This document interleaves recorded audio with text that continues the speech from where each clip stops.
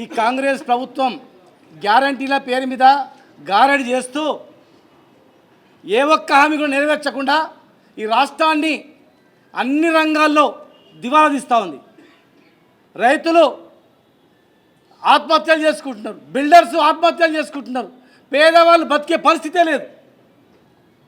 అత్యధిక సంఖ్య గల బీసీ వర్గాలకు మీకు ఎన్నో హామీలు ఇచ్చి గొర్రెలకు పైసలు వేస్తాం, ప్రతి కులాన్ని ఆదుకుంటామని చెప్పి 420 హామీలు ఇచ్చి ఏ ఒక్క హామీ నెరవేర్చకుండా కనీసం చట్టసభల్లో మేము రిజర్వేషన్ ఇస్తామని చెప్పి కామారెడ్డి డిక్లరేషన్ ఇచ్చి ఆ 42% రిజర్వేషన్ ఏం చేస్తారో తెలియదు.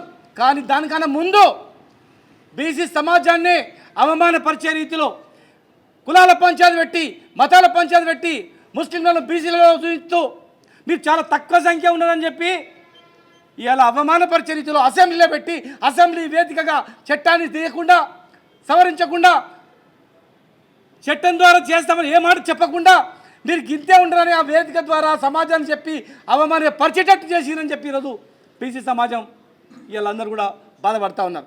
మేము హెచ్చరిస్తూ ఉన్నాం. ఇవాళ మేము వాటి అడిగేది మీరు ఏదో స్కీములు పిచ్చమేసినట్లేస్తే మేము అడుక తిరగలే లేము. మా ప్రజలు మా యువకులు అందరు కూడా మేల్కొన్నారు. ఈరోజు ఖచ్చితంగా రాజ్యాధికార దిశగానే న్యాయం జరుగుతుంది.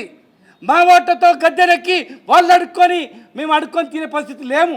మీరు ఇస్తున్న హామీ ఇవాళ 42% అంటే యాక్చువల్గా మేమెంతనో మావంతా 52%, 60% జనాభా.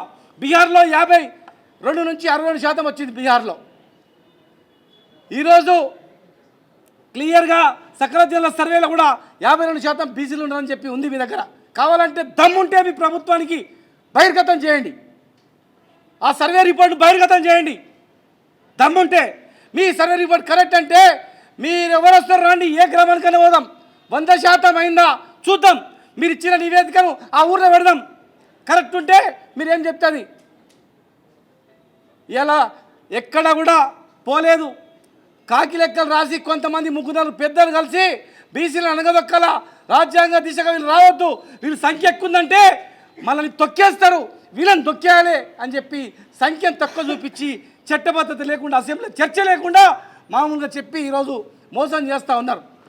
ఈరోజు బీసీ జనాభా ఈరోజు రైతులు ఎవరు హ్యాపీగా లేడు, ఏ కులం హ్యాపీ లేదు తెలంగాణలో మీరు చేసిన మోసానికి. కానీ ఇలా బీసీలు అవమానపరిచే రీతిలో చేసింది కనుక ఈరోజు మాకు కావాల్సింది తమిళనాడు తరహా మీరు ఏం చేస్తారో తెలియదు. మీరు కేంద్రానికి కాళ్ళు మొక్కుతారా, కొట్లాడతారా, ఎట్లా ఒప్పిస్తారా? మీరు అన్న ప్రకారం యాక్చువల్గా మాకు 52% కావాలి, కానీ మీరు అన్న ప్రకారం 42% అయినా సరే దాన్ని ఖచ్చితంగా వచ్చిన తర్వాతనే ఎలక్షన్లు పెట్టాలి. ఏదో సాకు చూపి ఇగో మేము 42% మందికి టికెట్లు ఇస్తాం, లేదు 50% మందికి టికెట్లు ఇస్తాం, మీరు ఇచ్చుకోండి అంటే కాదు. చట్టబద్ధంగా 42% రిజర్వేషన్తోనే ఎలక్షన్లో పోవాలి. లేకపోతే ఖచ్చితంగా మిమ్మల్ని బొందబెట్టే పరిస్థితి, ఒక్క సీటు కూడా గెలవకుండా చేసే పరిస్థితి ఇలా వస్తుంది. ఖచ్చితంగా చరిత్రహీనులు అవుతారు బీసీల అవమాన పరిస్థితి అనగలిగితే. ఏ ఒక్కటి తెలంగాణ ఒక్కటి కూడా బాగుపడతలేదు. ఈరోజు హాస్టల్లో చూస్తే బీసీ హాస్టల్లో చనిపోతున్న విద్యార్థులు చనిపోతూ ఉన్నారు, కులవృత్తులు నాశనం అవుతూ ఉన్నాయి. కనుక మేము ఒకటే ఫైనల్గా చెప్తా ఉన్నాం. ఈరోజు 2 అంశాలు కనుక మాకు క్లియర్గా ఎలక్షన్ కమిషన్ 3 కోట్ల దాదాపు 40 లక్షల మంది ఓటర్లు ఉన్నారని చెప్పి ఏ వెబ్సైట్లో కొట్టినా వస్తుంది. మరి 3 కోట్ల 40 లక్షల మంది ఓటర్లు ఉంటే 3 కోట్ల 50 లక్షల మంది జనాభా ఎట్లా ఉంటారని మేము అడుగుతా ఉన్నాం. కాయింత జ్ఞానం లేదా? కనీసం చూసుకోరా?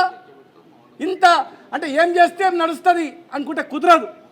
ఖచ్చితంగా తిరగబడతాం. మీరు సరి చేయకపోతే మిమ్మల్ని వెంటాడతాం. మీరు కరెక్ట్ చేయండి, మేము కూడా మీరు ఏం చెప్తే అది చేస్తాం. ఏదో మాటలు చెప్పి పెట్టి మోసం చేయాలని చూస్తే ఖచ్చితంగా మేము ఊరుకోం. ప్రజల దగ్గర మేము వెళ్తాం, మా కార్యాచరణ కూడా మేము ప్రకటిస్తాం.